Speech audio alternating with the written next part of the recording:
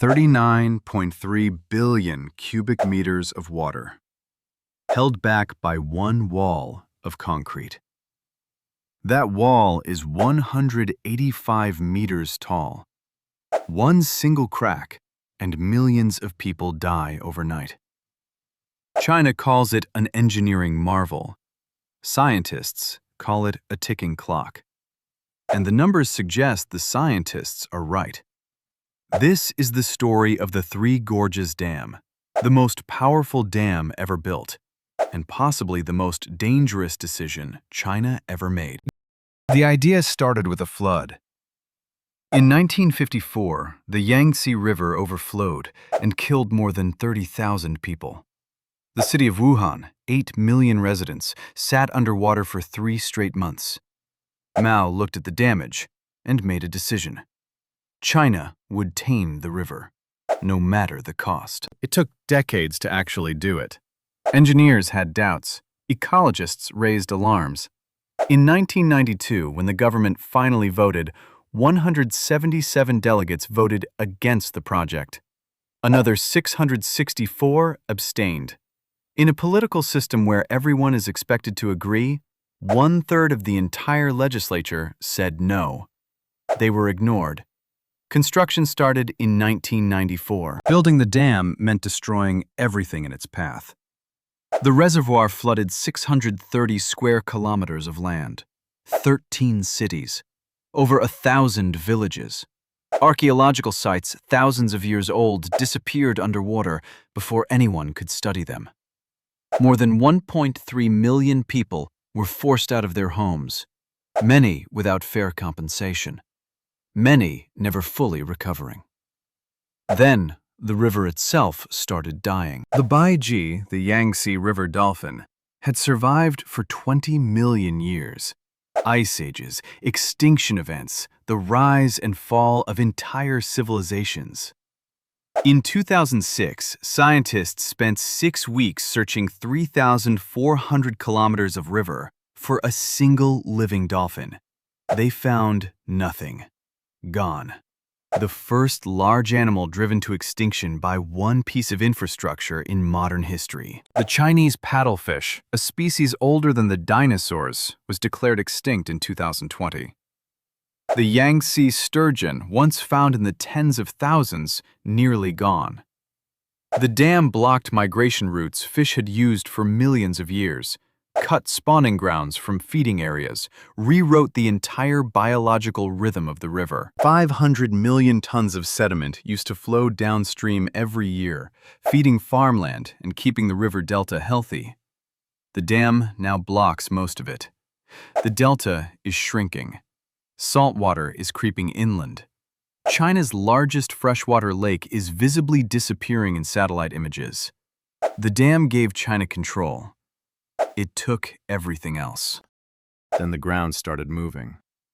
Once the reservoir filled, seismologists began recording thousands of small earthquakes in a region that had been geologically stable for centuries.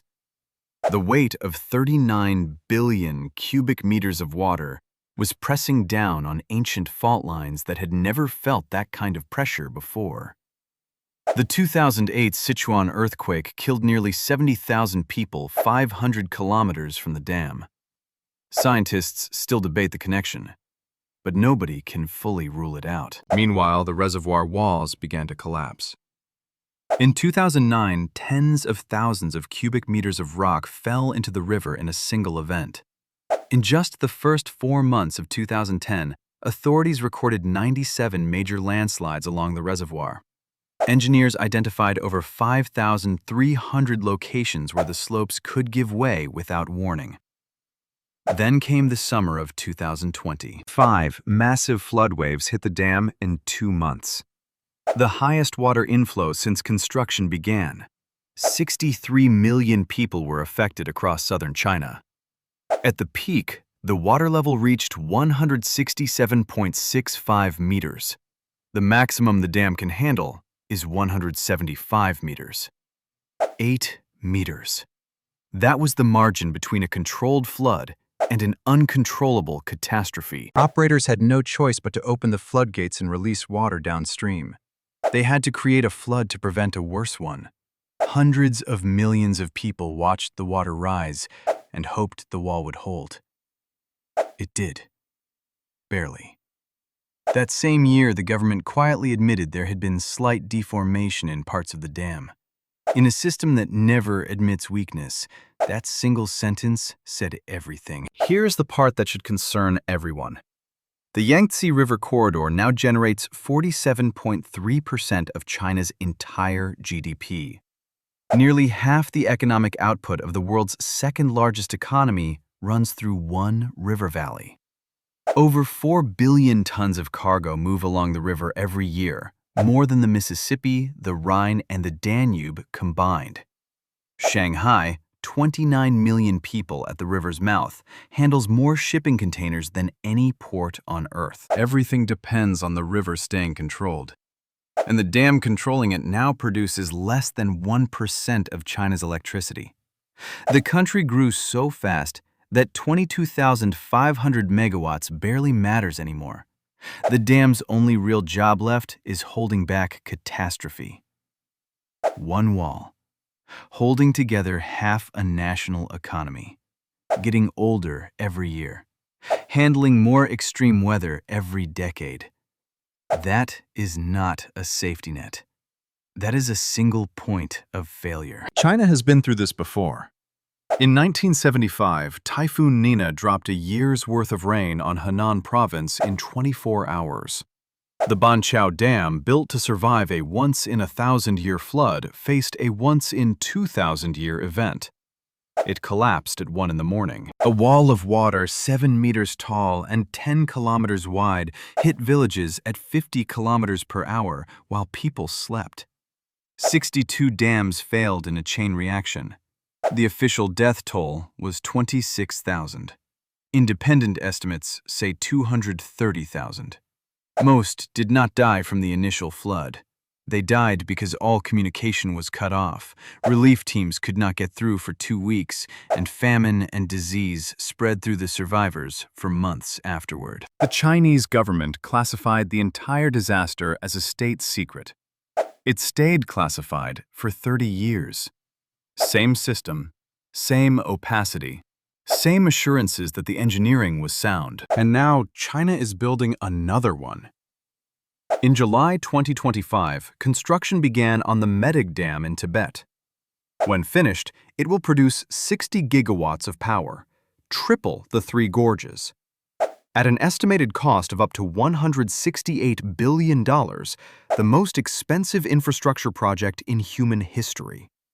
Approved in December 2024, breaking ground 7 months later. Before geologists and environmental scientists said the studies were complete.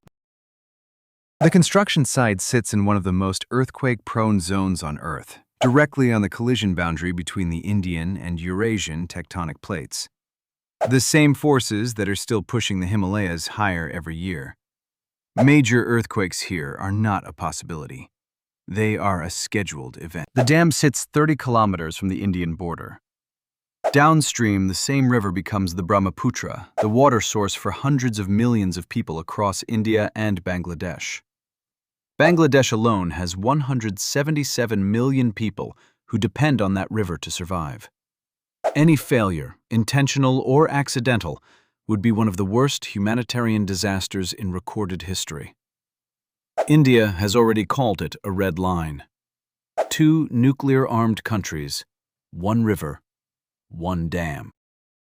Every generation somewhere in the world, a government builds something too big, too fast, with too much confidence and too little honesty about what could go wrong. The Yangtze does not care about 5-year plans. The Yarlung Tsangpo does not negotiate with GDP targets.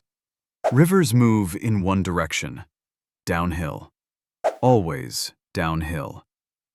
The question is not whether the margins will keep shrinking. They will.